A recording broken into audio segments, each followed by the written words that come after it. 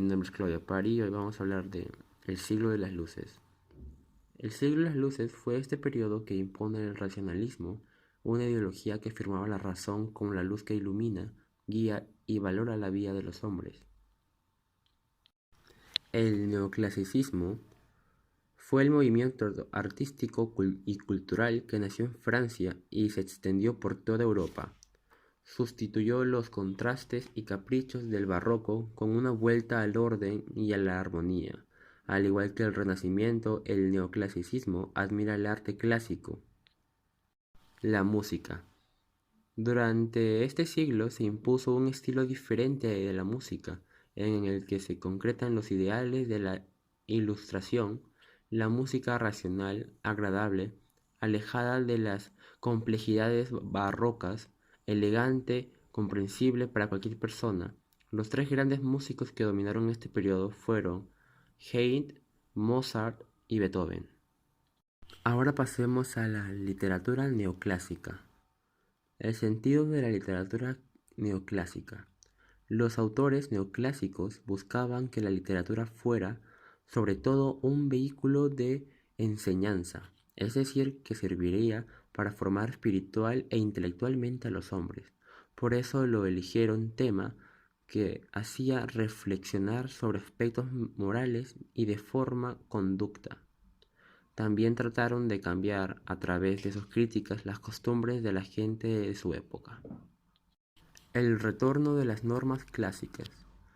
El neoclasicismo significó un nuevo retorno a los principios de inspiración. Las obras de la antigüedad clásica, Grecia y Roma, así vuelven a ponerse de moda. Como en el Renacimiento, las normas y preceptos literarios que siguieron los autores grecolatinos al escribir sus obras.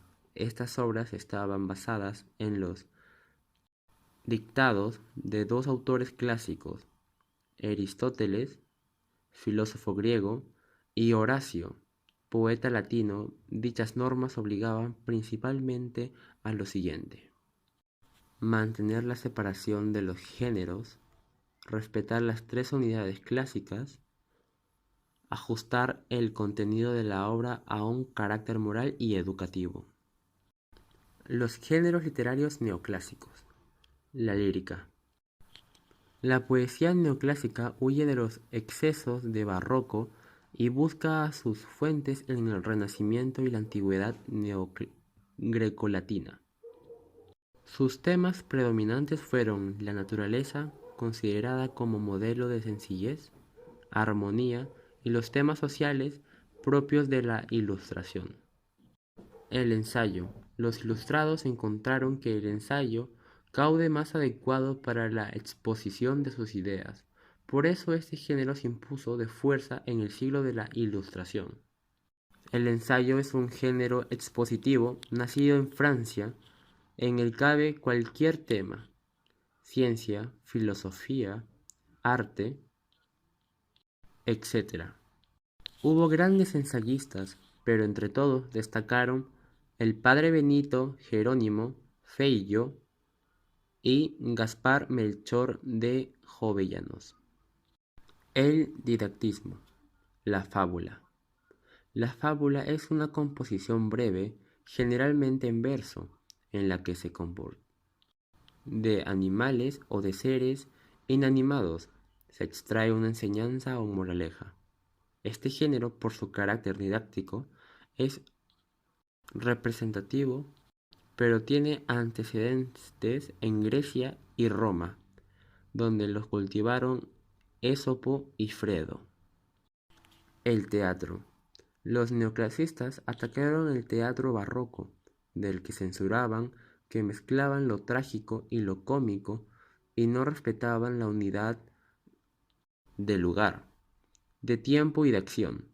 Frente a este tipo de obras, repugnaron un nuevo teatro sugerente a normas, con obras verosímiles escritas con la finalidad didáctica.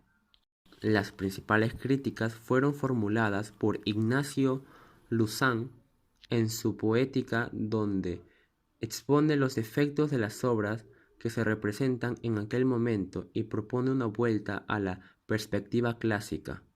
Aparece así en el teatro neoclásico. El actor dramático más exitoso fue Leandro Fernández de Moratín, quien durante la segunda mitad del siglo dio vida al teatro neoclásico español. Ahora hablemos de Leandro Fernández de Moratín. Él nació en Madrid en 1760.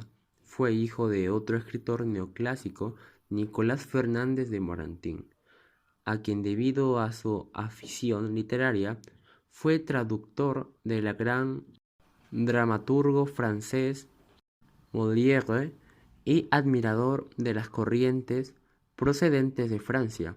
Gozó de la protección de Godoy, político muy poderoso e influyente, lo cual le permitió estrenar sus obras en la corte del rey.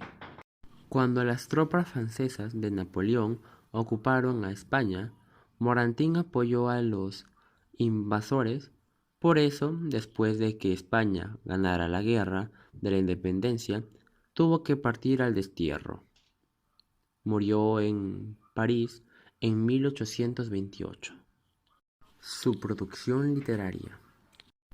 La indiscutible autoridad de Moratín se manifiesta en la comedia, donde tuvo a anudar la estricta ideología neoclásica con el éxito popular. Para él la comedia debe perseguirse por encima de toda una finalidad didáctica y ridiculizar los comportamientos que nacen de la ignorancia y de las malas costumbres.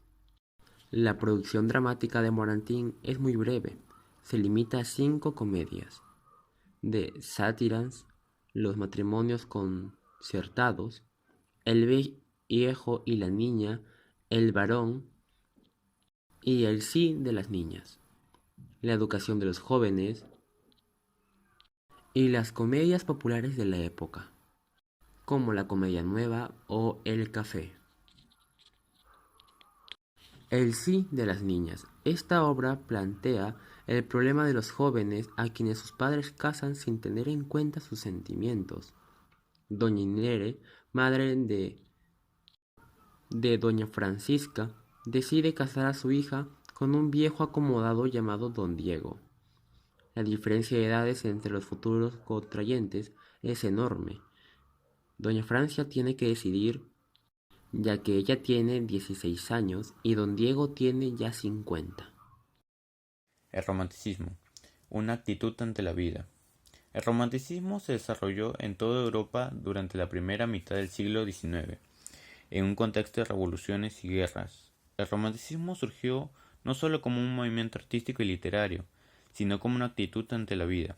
Sus seguidores solían definirse políticamente como liberales, seguidores del liberalismo, doctrina política que considera la libertad como un derecho fundamental del individuo. Por eso, defendían la libertad de las personas y de los pueblos, la primacia de los sentimientos sobre la razón, así como la subjetividad del individuo y el genio creador, despreciando las normas artísticas que tanta importancia tuvieron durante el siglo XVIII. La novela de folletín. Durante el romanticismo, la novela se difundió en forma de libro, pero sobre todo por medio de la prensa, que iba publicando diaria o semanalmente un fragmento de la obra. Este tipo de textos se conoce como novela por entregas o folletín. Estas novelas por entregas adquirieron gran importancia social. Son la primera manifestación de una literatura impresa masiva, que llegó a la mayoría de la población. El teatro romántico. El drama fue el subgénero teatral por excelencia de la literatura romántica. Los románticos se rebelaron contra las normas que imponía el teatro neoclásico, creando una dramaturgia cuyas principales características son las siguientes. La libertad como principio. El dramaturgo mezcla la prosa y el verso, lo cómico y lo trágico. No respeta las unidades de tiempo, de acción y de lugar. Además, utiliza versos de diferentes medidas y presenta un número variable de actos en las obras. Dramas de protagonista. El protagonista suele ser un héroe misterioso, marcado por un destino trágico, que lo lleva a la catástrofe final. Importancia de la naturaleza. Los acontecimientos se sitúan en un marco que refleja las acciones y los sentimientos de los personajes. La prosa romántica. La prosa romántica se desarrolló en torno a dos géneros, la novela histórica y el cuadro de costumbres. La novela histórica es una manifestación más del gusto romántico por el mundo caballeresco medieval. En España tuvo poco desarrollo. Más fortuna tuvo el costumbrismo, cuya principal expresión fueron los cuadros de costumbres. Los cuadros de costumbres son descripciones breves en las que generalmente se retrata el habla y las costumbres del pueblo de una forma idealizada y complaciente, teñida de cierto humorismo. A menudo estos artículos se publicaron en los periódicos de la época. Gustavo Adolfo Bécquer nació en Sevilla en 1836. Fue hijo de un renombrado pintor costumbrista. Su corta vida estuvo llena de penalidades. Quedó huérfano siendo niño, sufrió penurias económicas, desengaños amorosos y proyectos fracasados. Sin embargo, el poeta también tuvo satisfacciones. Llevó una vida muy activa, rodeada de amigos, consiguió superar las estrecheces iniciales y obtuvo el reconocimiento de sus contemporáneos. Murió en Madrid en 1876. La importancia de lo íntimo. Cuando Bécquer empezó a escribir en España, se cultivaba una poesía de tono elevado y grandilocuente. Bécquer, por el contrario, rompió con esta tendencia y se interesó por la poesía como expresión de los propios pensamientos, utilizando formas breves, directas y sencillas. Al adoptar este estilo, hacía lo íntimo y lo personal.